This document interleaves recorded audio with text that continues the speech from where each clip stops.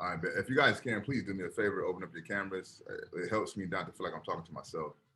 Um, One, and I also want to check in, like, how did you guys feel about the meditation practice? That's something that you guys want to continue throughout the semester, or was it too much for you? And I'm okay if it's too much. Like, I have no problem not doing that. I feel like we should continue it. I really liked it. Okay. Anyone else want to chime in? I agree. I think we should continue. It was like relaxing. Cool. All right. So we shall continue. Um, okay. And I think it will also kind of help us talk about today's subject at hand. Um, as you can see, we're gonna go a little bit deeper today than we have been in the past few weeks. So let me get into my notes, and then we'll get into our fishbowl, and we'll jump into our class conversation. We are recording, so I was on top of that today. So we are just reading the introduction to this text, right? This is actually the intro to a book entitled Of Water and the Spirit, Ritual Magic, Initiations in the Life of an African Shaman. And this is a firsthand account of this individual, Maldoma Patrice Somme's life, right? I won't get into the whole story just for the sake of time, but what we read was the introduction. If you guys do have time, I highly recommend reading the text. And if we have time today, I'll tell you how I got introduced to the text, but let's kind of get into the material. So one, what I found of great significance was how he opened up the book, right? He gives you his name, he gives you the definition of his name, and then he gives you this notion of, your purpose, or your what they call your destiny, right? And that's hence the question for this morning in our breakout groups: what is your purpose, right? Because part of this African spiritual tradition, because part of this African culture, the Dagara, they believe that everyone is born with a purpose, right? Everyone is born with a destiny. So when you have your parents' job and your grandparents' job are to help you to understand and manifest and live out your destiny or your purpose, right? So I have a daughter and I have a son, 6 and 4, right? So my job as an effective parent from the Dagara standpoint would be understanding what their purpose is and doing all in my power to place them to closer to achieving that purpose, right? That's my duty as a parent. So they also believe that this notion of education should help you to manifest and live out that purpose. Think about the Kemetic Society and what we read of Ma'at, right? Kind of the same underpinning ideas there, right? He talks about some of the greatest obstacles that he came across while trying to produce the book or trying to write the book was language, right? He wasn't able to communicate in a way that the English language wouldn't allow him to communicate experiences that he witnessed during his life. He felt that handicapped him a little bit, right? So he said that was one of the greatest obstacles that he kind of encountered in his ability to produce the book.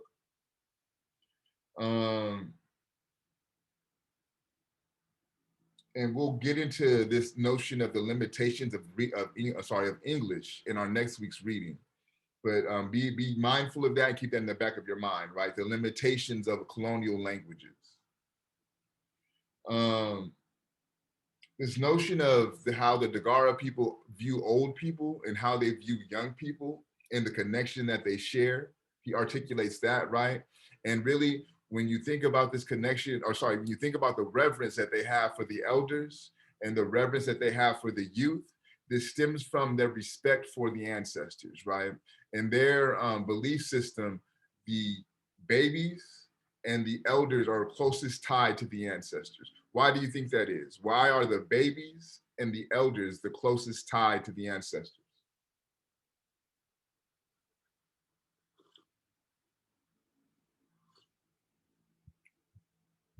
I would say that elderly because they live their life and they're considered wise, and babies because maybe of like reincarnation and like their innocence. Yep. They're you're absolutely right, Claudia, in the space of the knowledge that the elders were able to accumulate. Also in the space of incarnation, in the sense that what often they believe, right, is that the grandparents may manifest themselves in some form or fashion in the grandchildren, right? So for example, my grandmother, her name was Ramona Rogers, right? My daughter's middle name is Ramona. In the Dagara tradition or the belief system, you would see elements of my grandmother in my daughter, right? And lo and behold, I shit you not, there's things that my daughter does that only my grandma would do, right? So like when my daughter, she's 6, when she plays with her dolls, she decorates like the house, the tree, the doll house that they're in, right? She puts up little curtains and shit. My grandmother did the same thing. She always decorates for the parties when we had parties at the house or whatever the case may be, right? So you see characteristics of my grandmother in my daughter, right? So when Claudia talks about reincarnation, in this tradition, they believe that your grandparents would manifest or remanifest themselves through the grandchildren, right? Also, think about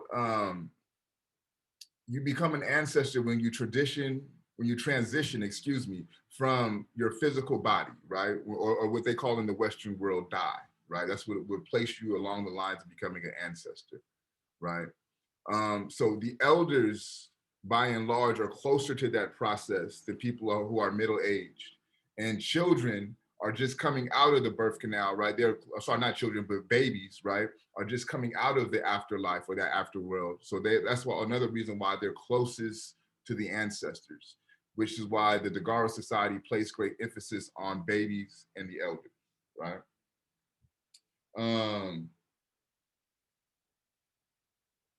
Then he gives this notion of preservation, and it's on page 4. I'll read it. The way it's worded is very, I like the way he worded it.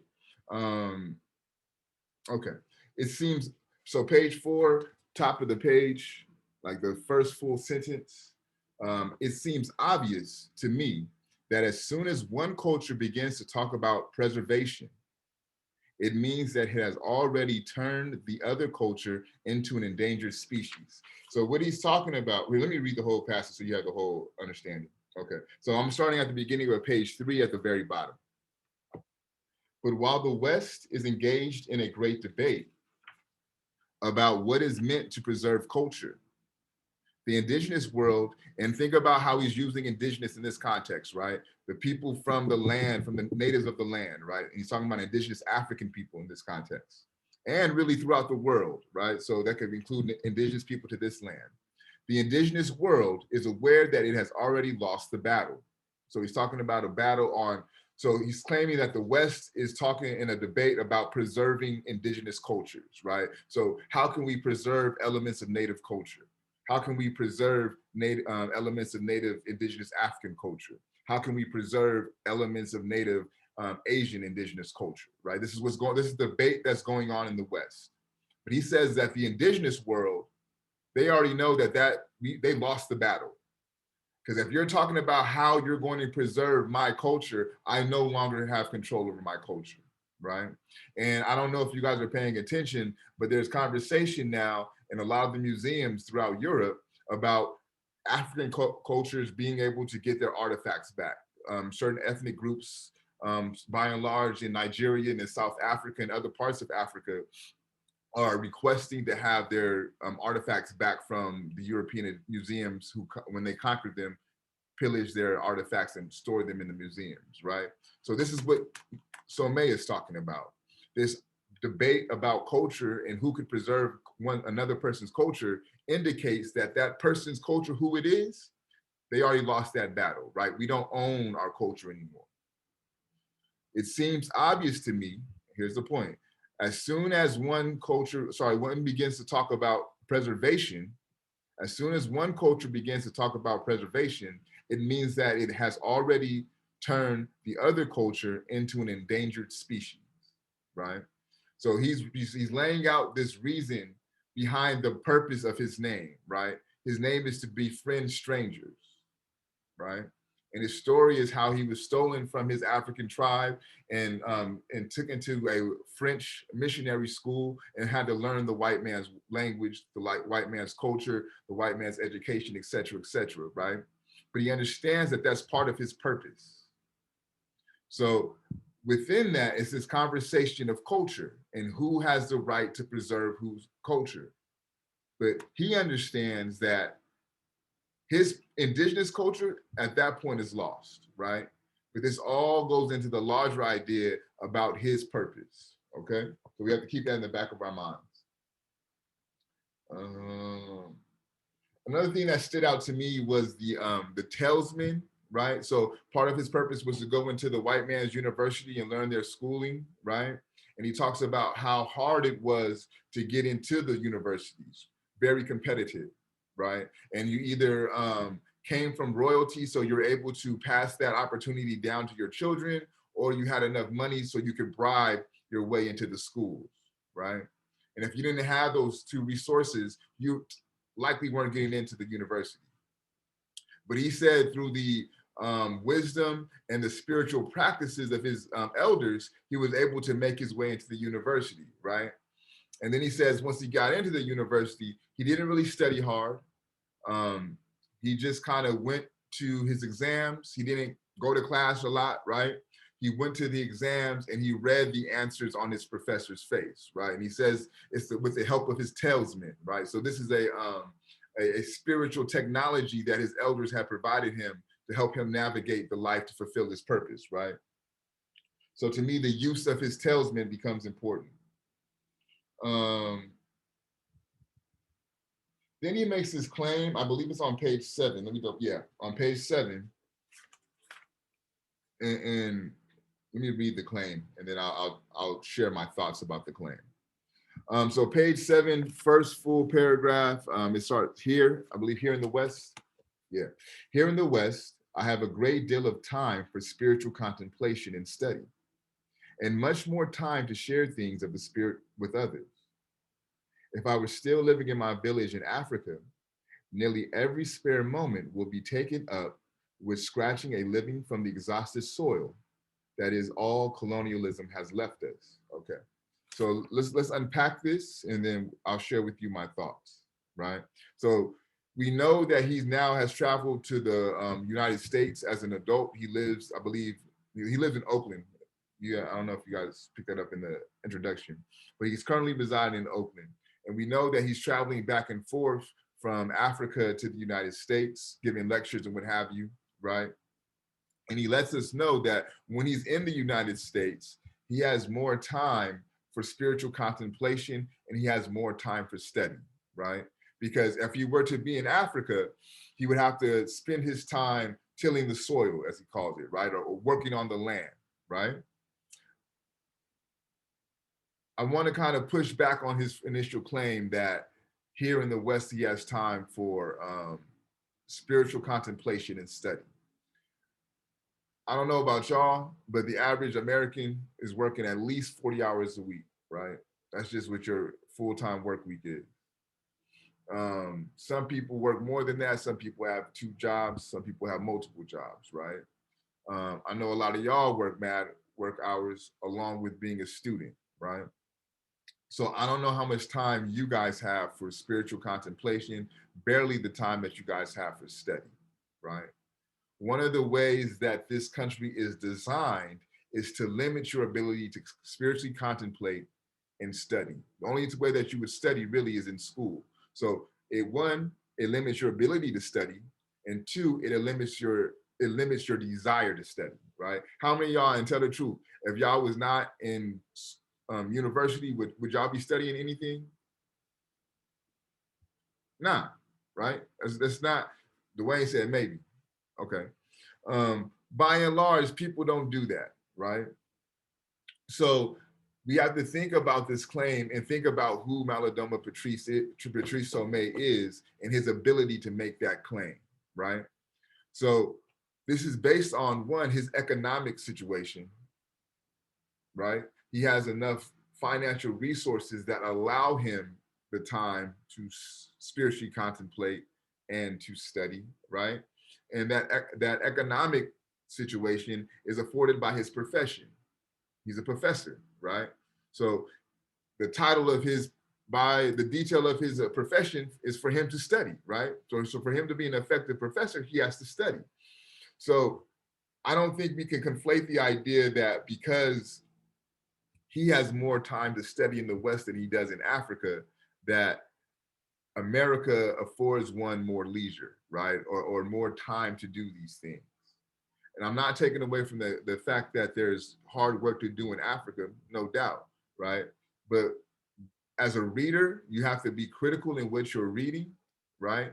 And have to think about the information that you're receiving.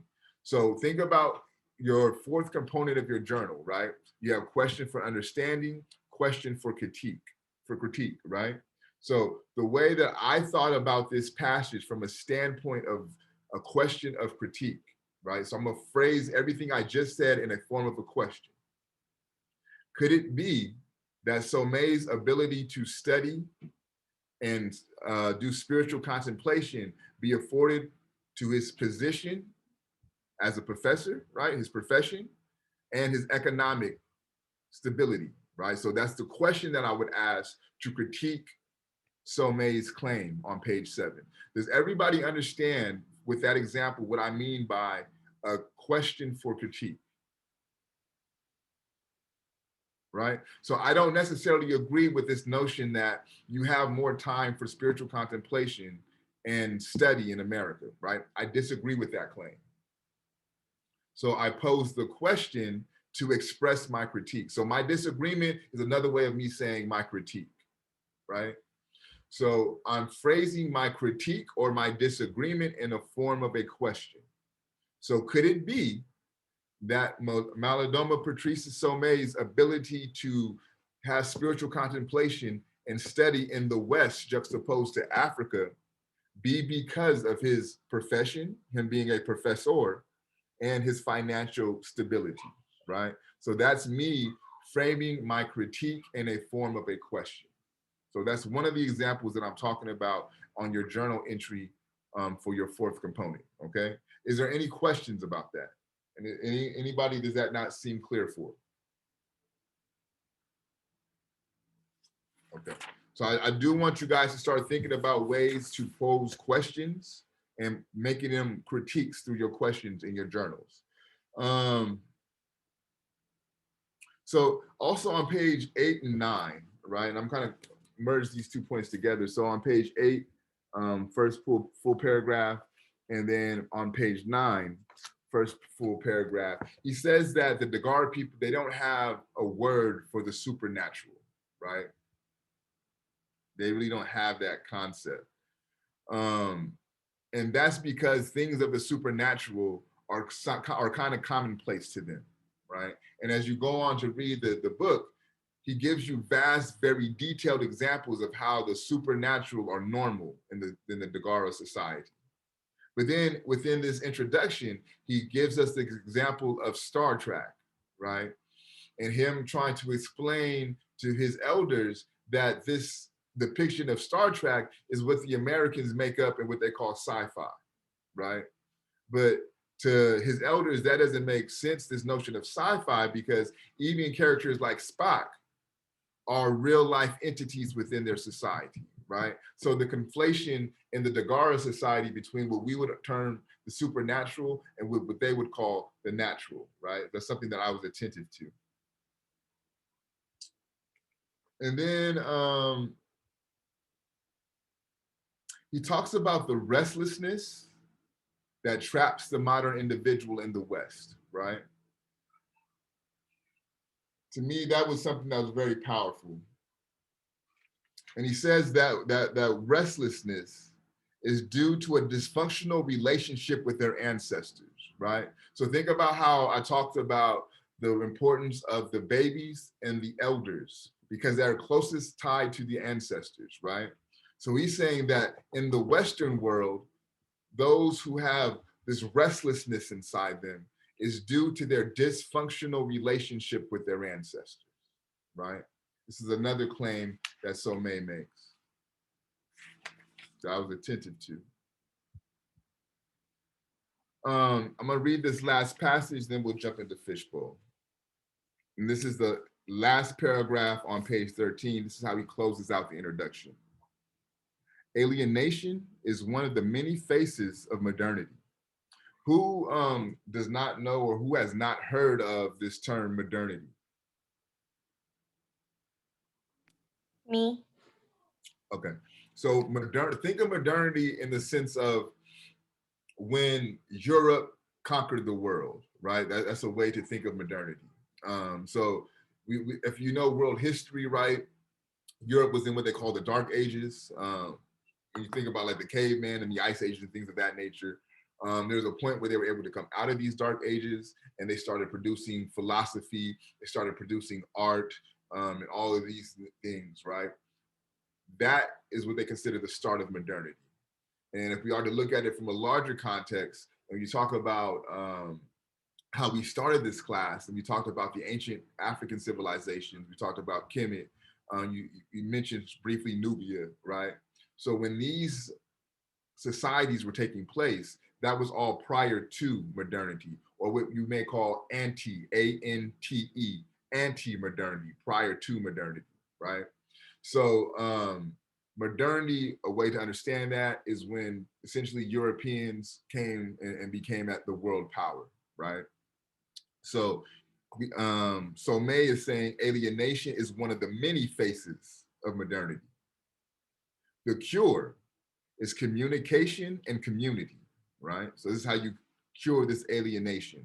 A new sense of togetherness. So to me, that makes me think about glissant, right? And this idea of relation.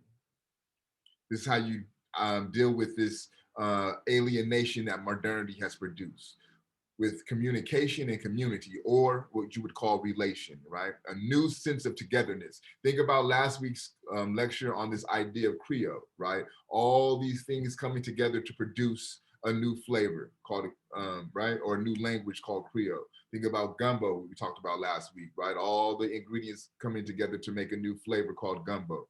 That new togetherness, that new sense of togetherness is what Sommet is talking about, or what Glissant called relation, right? By opening to each other, we diminish the pressure of being alone and exiled. I have told you my story here with the wish that it will be of help to those who pick it up, with a sense of hope, searching for answers of their own. But really, what's important for me is this way of dealing with the alienation that's produced by modernity. And again, this notion of relations. This idea of relation you'll see is going to be a thread throughout the semester, because when you talk about the oral tradition, the African oral tradition, it's a way of establishing and maintaining relation. So this is something that's going to be consistent throughout our semester, whether it's talked about explicitly or not. Okay, so I'm going to put a pin in me. Is there anyone who wants to volunteer for our fishbowl? Dwayne, okay, got you. Anyone else? Can I go? Yeah, Jenny. Anyone else? I can go. I'm sorry, who said that? Claudia? Claudia, okay, thank you, Claudia. All right, so those will be the three for our fishbowl. You could talk about what we discussed in the breakout groups. We could discuss what we talked about in my brief lecture, or what you wrote down in your journals. Is totally up to you. Whoever wants to set it off is on you. I want to talk about what we talked about in the discussion room. When we talked about one of my persons that were in the discussion room talked about how it was like a philosophical learning, and I felt like that was really important to say. Also, some things that were mentioned as well as that the comparisons of the text, and I mentioned that comparing the two previous one, it was more about learning about yourself spiritually and how to live your life humbly, and this one was more about education, learning like actual knowledge about like schooling, and not about you spiritually. Like there's this two different types of educations that you need to know. One was yourself, and then one is like, okay, like actual like how you said before, language and how the world works.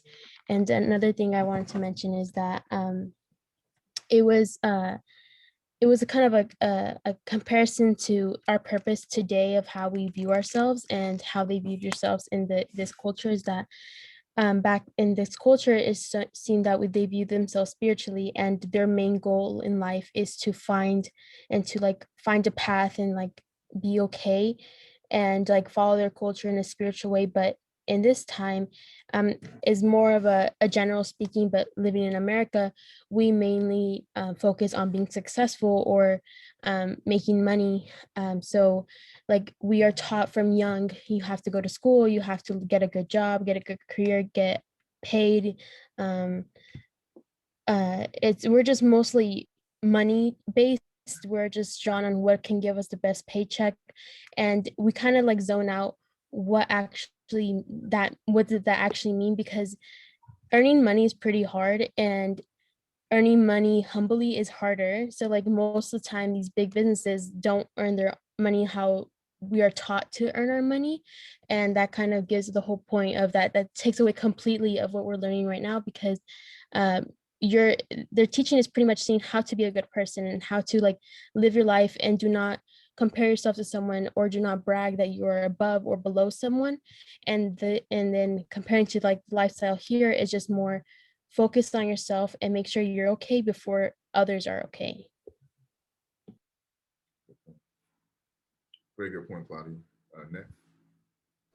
Going back to one of the first things that Claudia mentioned, I was in the group in a breakout room with her and Isis, and I would say that the past few passages really relate to like modern philosophy, or at least that's how I would like view it. It is something that really pertains to our like modern day culture and the way that our society is set up. Everything applies to, or at least personally, I can relate to pretty much everything that is being said in these passages. And that kind of leads to the purpose that I think these passages have. I think that the passages were selected for us to review because they all give like a different perspective on American civilization and the Western civilization. It really opens up the conversation to how people would view our society, and how it just gives like a different perspective on the way things should be viewed, I guess, in our society. We're accustomed to like this one notion and this one idea, in school, going to school and living in America.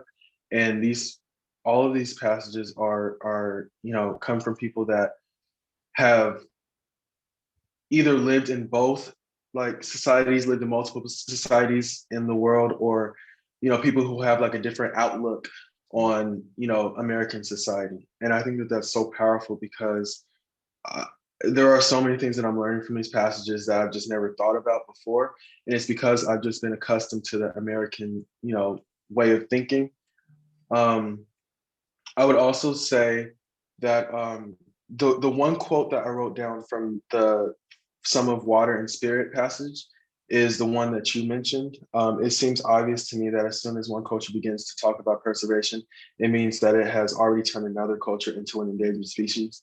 And reading that, I was like, I have to like write that down. Like it feels like a quote that I would like carry on with me throughout my life, because it's like so powerful. It means so much, because as soon the way I think about it is, as soon as a culture starts fighting for themselves, it means that they are in danger. They're pretty much endangered, and like things are being taken away from the culture. That's why like being a cultural vulture is so like frowned upon in our society today. That's why Twitter is always going off about culture vultures and people stealing culture from the Black community and other communities. um and they have every right to do so, because there's just something weird about taking things from other people that just doesn't it causes extinction really among a society and a culture.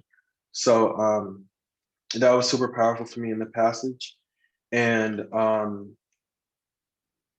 I also thought it was very interesting how in the introduction, it was mentioned that melodoma means to be friends with a stranger and an enemy. And then later on, I'm not quite sure what page it was on, but I want to say it was in part 1 of the passage.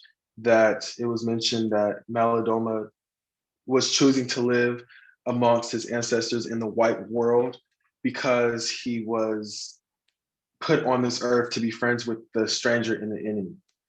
And that was also like a huge realization. Like he realized that his purpose in life was to be in touch with the ancestors, but to also try to figure out, you know, what's out there in the enemy's world, and to try to, you know, like connect with that. That also goes back to something else that was mentioned among like people in Africa, either joining the white people just to like get a glimpse of how to get better at their own game, or being, you know, just within their own society and their own community because they want to preserve their culture and kind of, you know, stay amongst themselves. So that was like a huge realization to me as well. You know, Dwayne, you mentioned something that stood out to me, and you said like the ability to kind of observe American society, like from a distance, so to speak, because you exist within two worlds, right? And like all of the reasons that we've had, you've either been outside of American society or you've been able to exist within two, right? Exactly. This brought to mind for me this idea of witness, right? And it comes to play in a variety of ways, right? Like you're a witness in court. From the church tradition, I bear witness to the actions of the Lord, right? Um, but also in an intellectual platform, there's this notion of witness. And one of my favorite witness from an intellectual platform we'll get to later in the semester, James Baldwin, right? And one of the fundamental components of this notion of witness is to be one step removed, right? Mm-hmm. And this is what Dwayne is talking about, like that slight degree of separation. Because what happens is when you're in the midst of something, it's hard for you to see it clearly, right? It's like your homeboy will tell you some shit that they're going through. And for you, it's so easy for you to like, why don't you just do that? It's like, duh, fool, it's easy. Like, just don't make that move. Stop messing with her. Whatever the case may be, you have a very simple solution. But your homeboy who's telling you this, they don't see it that way because they're in the middle of it, right? One of the things that Baldwin does beautifully is he has a critique of Christianity, right? But he was raised in a Christian church. He spent years as a preacher. But even in his introduction into Christianity, he kept himself one step removed. And that's why his critique of Christianity is always so profound, because he knows it intimately, right? He knows it very well. He was a preacher himself, right? His father was a preacher. He grew up in the church, so he knows it intimately. But he kept himself one step, one layer removed, which allowed him to be an effective witness. So we'll get into that a little bit deeper in the semester, but hearing what you were talking about, Dwayne, it really sparked that idea of witness in my mind. Jenny? Yeah, so something that I wrote in my journal was kind of what you mentioned about togetherness and the idea of relations and how they're built out of shared experiences and hardships. Specifically in page 4, when he says, "I deeply respect the story I've told in this book. I respect it because it embodies everything that is truly me, my ancestors, my tribe, my life." And so I found it interesting to read about how his rituals and how his own tribe can offer like healing and a sense of community, especially in a modern world like America. And I also think that it connects to the question about our purpose, because the author talks about his upbringing and how those experiences and hardships you go through like shape your personality and what you're passionate about. So Jenny, what you brought up for me, I'm gonna, that's her name. The author is Tara, Tara Yosso, Yosso, and she has this article where she introduces this idea called funds of knowledge, right? And what Jenny is talking about, in a sense, is funds of knowledge, right? So Malidoma has all this information, all this wisdom, all this knowledge that he gets passed down to him from his ancestors, from his elders, right? I mentioned how he was able to successfully make his way into university, how he was able to use his talisman to get his grades the way that he needed to, right? That is what a funds of knowledge is. That's what Yoso is talking about. She's talking about knowledge that gets passed down from generation to generation, from family to family, right? That's not widely recognized in larger academic circles or intellectual circles as valid, right? This is a response to a philosophic notion that was put in place by a French philosopher named Pierre Bourdieu, who asserted this notion of cultural capital, right? So, and he was trying to understand why certain individuals did well in school and why others didn't. And one of his arguments was it's cultural capital, right? So I could take my kids to the art museum. I could take my kids to the opera, right? So they're gaining these experiences that enhance their cultural relevance, right? When I take my kids to soccer, who, you know, the kid is on the same team as as his students, as his teacher's son, right? So while they're playing soccer, I'm talking to his teacher, right? And we're building rapport, right? So this is what Bourdieu is talking about as cultural currency, right? But Yoso says there's a cultural currency that happens within marginalized groups, excuse me. It says that plays out just the same, right? Except it's not them going to the museum. It's not them being on the same soccer team as their teacher. It's them being able to pass down how to make tamales, right? That's a cultural knowledge that's being passed down, right? Malidoma knowing how to use his talisman, that's a cultural currency that's being passed down. And Yoso calls that funds of knowledge. So when Jenny was talking about how she picked up on her Malidoma's culture and how they're able to inform him and make him successful, to me, that brought to mind this notion of funds of knowledge. We may pick back up on funds of knowledge, I believe, in our next unit. That may be the framework that works through the next unit, but just kind of keep that funds of knowledge in the back of your mind. Really dope fishbowl, you guys. I think all of you guys, the three of you, really dove deep into the reading and really was able to articulate that very well. At this point, with the last 15 minutes or so, let's engage in group class conversation. I really want to dive a little bit deeper into what y'all guys discussed in the breakout groups, right? Like, what is the thread between the three texts, the principles of Ma'at, poetics of relation, and of water and spirit? And then what do you feel is your individual purpose, right? I was listening to you, Dwayne. I know you mentioned purpose as it relates to the readings, and absolutely that's spot on. But I'm also interested in knowing, like, what do you feel your personal purpose is, right? So what is Yasmin's personal purpose? What is Isis's personal purpose? Carla, Claudia, Victor, right? What is each of your personal purpose? So yeah, let's open up into conversation. And if you don't know, let's discuss that too.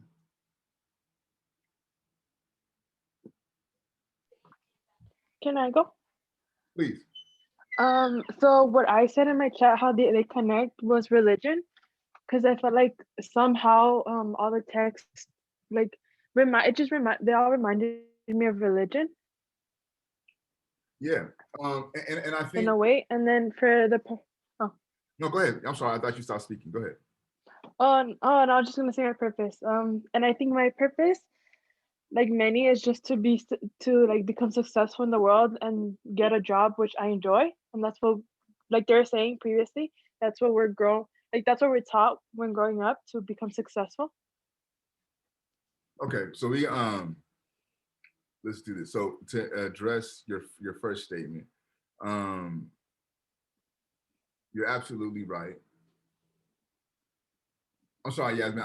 Let me go work the other way. I want to work with your purpose first, just because you're correct in the sense that we are trained to think that way, right? And you're trained to identify success with getting a good job and being happy with that, right? Think about what's going on within the tension that's at play in this introduction, right? Do you know, does everybody understand what I mean when I say a tension at play? What do you think the tension is at play in this introduction? Somebody answer that for me. What is the tension? So if you think about movies, right, there's always a tension in the movie. That's why you have a protagonist and you have a villain, right, to present that tension. There's always a tension at play. What is the tension in this introduction? Another way to think about this, what are the two juxtapositions, right? So he presents one thing as this way, another thing as that way. That's a juxtaposition. I drew a distinction between education and schooling, right? That's a juxtaposition. That also could talk about a tension between those two, right? So what is the juxtaposition at play in the introduction? What is the tension at play in the introduction?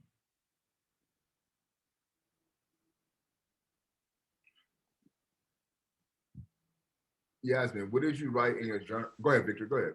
I was gonna say, would it have to do with the purpose of his name and like his calling, like what he's meant to do? Yep, absolutely. So to take Victor's statement a little bit further. So the tension at play, right, are the two worlds that he has to exist between, right?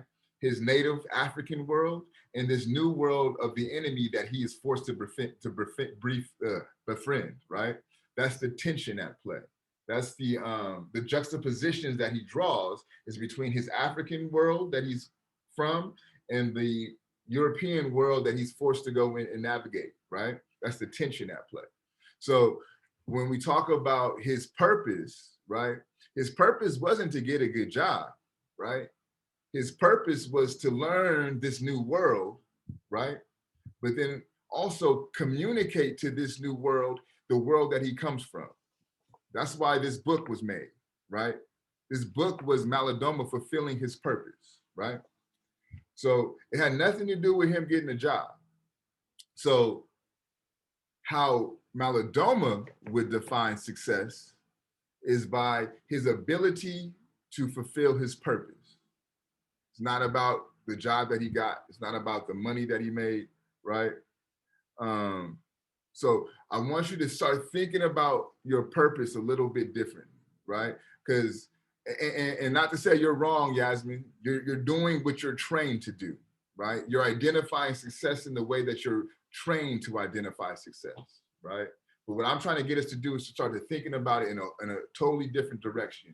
It's this idea of bifurcation. It's a split, right? I want us to split from the way that we've been trained to think about success. So one, to understand success, we have to know what our purpose is, right? The only way that Malidoma could effectively judge if he's successful or not is by saying, you know what, boom, I lived my purpose. But you can't say I lived it or not without knowing what your purpose is, right? Who else? Either what you found as, oh, and that's the other thing. So I'm sorry, before I jump on. She says religion was the thread that she found between the three readings. Absolutely, right? But more so, I would call it spirituality, right? Because although they were saying the same thing, they weren't calling it one particular religion, right? You couldn't classify that under Christianity. You couldn't classify that under Islam, right? One thing to think about also, these texts are from two different regions of Africa.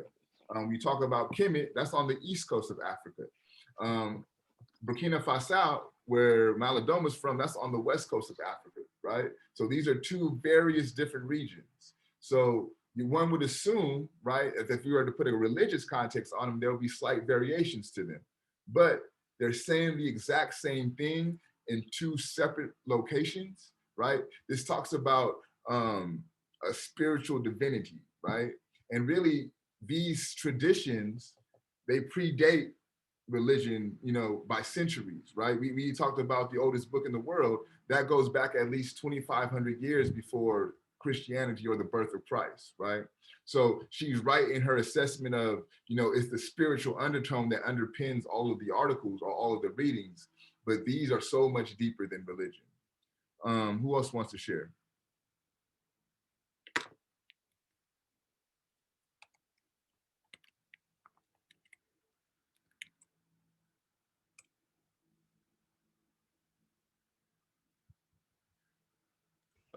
Could I say, I would say that these past three passages, they all have like a connection with forming or having that relationship to their native land, like their indigenous culture, like with the last one trying to remember through poems, like the being taken away, but trying to remember their family that were left behind and all their lands that were left behind, their culture. And with this one, that he's trying to while he's in the United States, he also tries to remember his culture by teaching it or talking about it to people in the Western world. And it's just trying to form or keep that relationship so they never forget where they're from and what their family or ancestors have done for them. Yeah, that's a really good point, Victor. So we all understand when I say colonization is, we all get what that is, right? Is there anybody who does not understand what colonization is? Very important that you understand this. Isis, can you give us like a rough definition or how you would explain to somebody the process of colonization?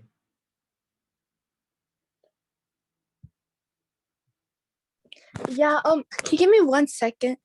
Yeah. John, can you help her out while we wait for Isis? Do you want to help provide a definition for... Like I'm probably not gonna say this right, but kind of like when like what I think of colonization, I could be wrong, I'm sorry.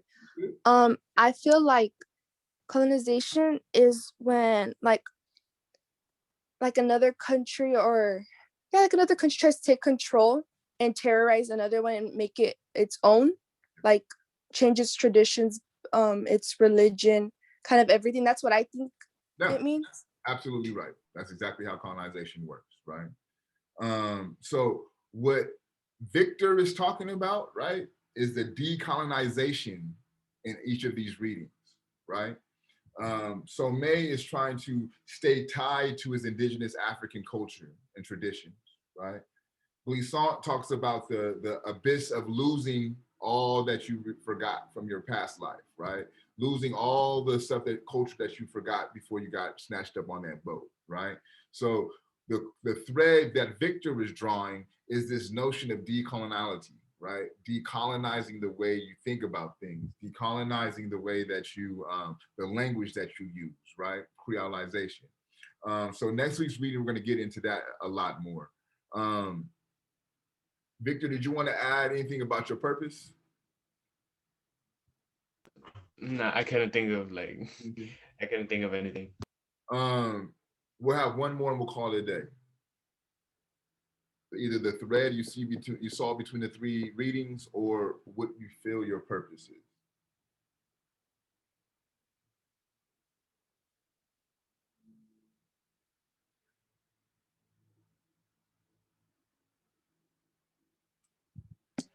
I feel like my purpose maybe is like helping others, just because like at work, like, you know, I do food banks for the county, and like that's like I feel like helping.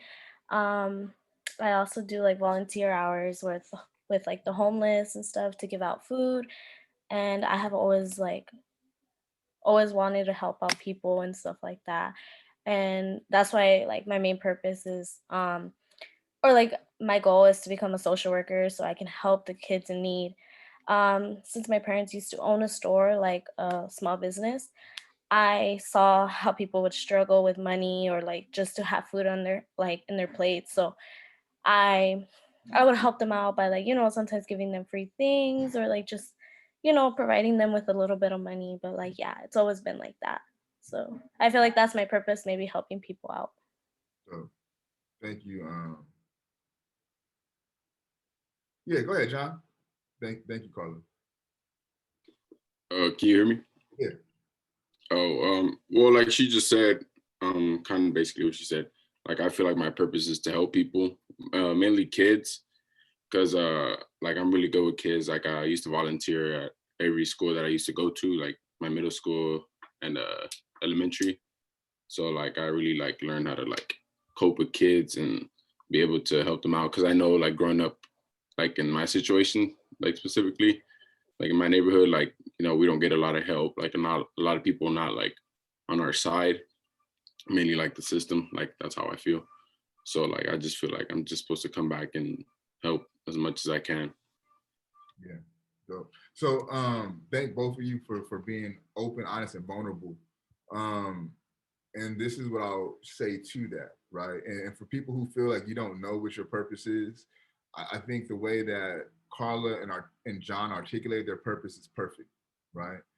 One, what I heard from Carla is that her experience helped shape her purpose, right? Working at a small business or parent shop, she's seen people who were misfortunate on a regular basis. So that kind of, pulled at her spirit, so to speak, right? And it helped her to recognize she has a passion for helping people, right? She says that's what she's always been doing. So now she finds jobs that allow her to fulfill her purpose, so to speak, right? So it allows her to speak to her passion, right? So she works on food banks. John said he always has been good with kids, right? So that's something one may call a talent, right? So he wants to continue to work with kids. That's what he identifies as his purpose. I don't believe that anything is happenstance or by accident, right? The parents you have, that's they say in African tradition, you chose your parents to help you fulfill your purpose, right? So even if your parents are shitty, right? They're saying there's a purpose for that. And I don't believe in things being happenstance. So another thing not being happenstance is things that you're good at. 9 times out of 10, things that you're good at has to do with your purpose and why you were placed here, right? So for those who feel that they don't know, think about what you're good at, right? Think about what you really like to do. Think about what wakes you up in the morning, right? Within there somewhere deep is your purpose, right? It's once you identify that passion, is figuring out how to actualize that passion to allow you to do something. We don't have to be trapped into the reality of a good job, right? To where we spend more time at our job than we do with our family, right? You don't have to take that route to be successful, right? We have the universe at our fingertips. And once we start to understand what our purpose is, the universe will open up to us even more to allow us to live a life that's not chained to that 9 to 5, right? That's not chained to those 40 hours a week, right? Whatever you understand to be God, he, she puts you here for a reason, right? So my homework to you for the rest of your life is to find out your purpose. Search for that unceasingly. And once you identify that purpose, do it. That's what you're put here for. That's what living is, right? Money's cool, right? That's a means to allow you to live, right? But to fulfill your purpose, that's what you're walking on this planet for, right? So that's my homework to you.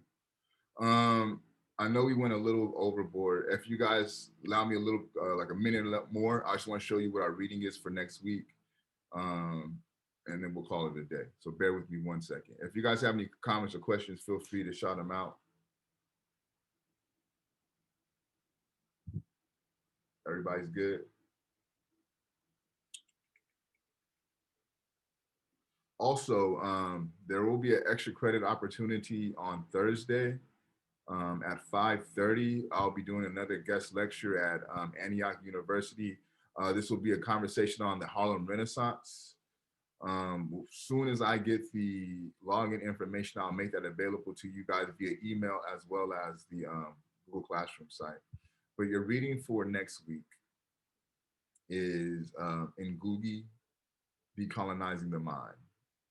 So again, this kind of goes in line with Victor's comments and the tension between indigeneity and colonialism. We're going to read Ngugi's introduction to the, actually going to read the introduction and the first chapter, language. So yeah. Again, Thursday, 5:30, there'll be extra credit opportunity. I'll make that available to you guys as soon as I get the login information. I'll email it and I will post it to the Google Classroom site. Other than that, you guys be well.